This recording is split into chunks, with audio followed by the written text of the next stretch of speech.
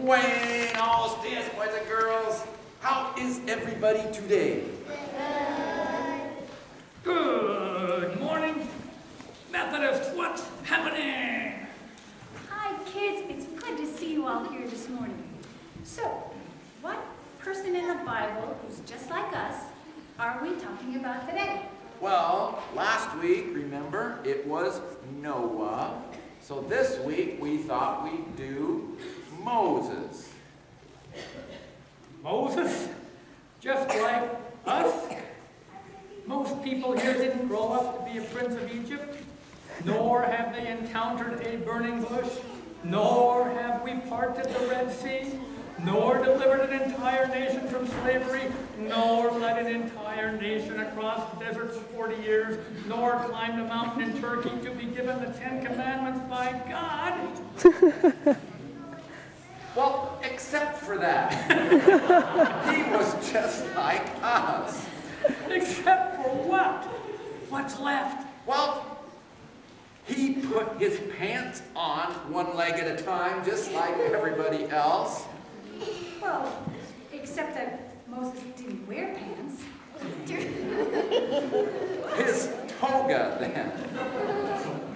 Well, and just like us, he did like holding hands at midnight and taking walks in the rain. He did? Well, actually, I don't know about the holding hands part, but who doesn't like to hold hands? But what about the rain part? Well, Moses did have a special relationship to water his whole life, as do we all. Now we're talking. I've loved water my whole life. You might say it's my element. I swim in it. I drink it. I get my food out of the water by catching a salmon. And I even sleep in it. Sleep in the water? Otters float. But why does all that connect me to Moses? Did he sleep in the water? Well, kids, remember, actually he did when he was a baby. His mother put him in a basket and floated him, sound asleep, down the river Nile, and God kept him safe amidst the waters of the river. That's right.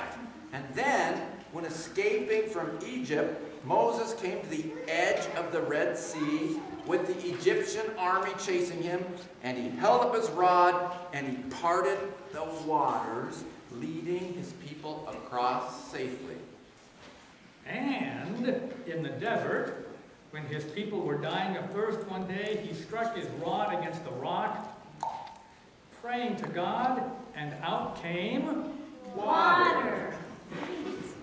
And Moses led the Israelites to the promised land, right up to the edge of more water. The River Jordan. Exactly. Moses spent his life surrounded by God's life-giving water, reminding him that God was everywhere, holding him, giving him life, sustaining him, just like us. Except our water is all frozen. But it still reminds us of God's presence everywhere. And it is beautiful. Just look out there. Yesterday, with the sun shining and the snow dust crystals falling from the trees, it did look like the air itself was made of diamonds and stars, the very air shimmering with light, dots of grace dancing in excitement.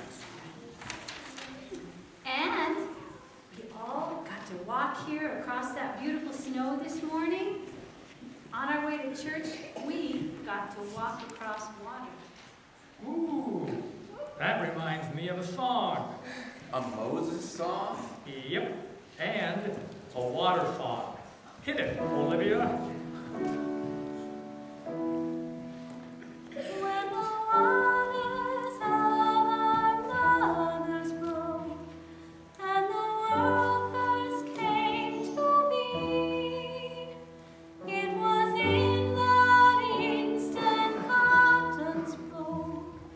And said, walk across the water to me.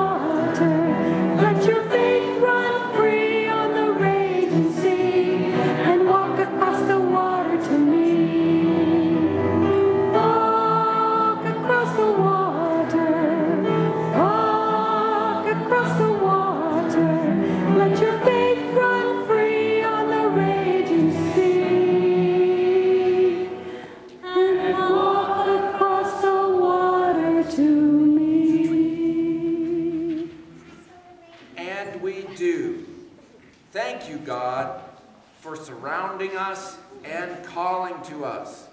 And just like Moses, we come to you.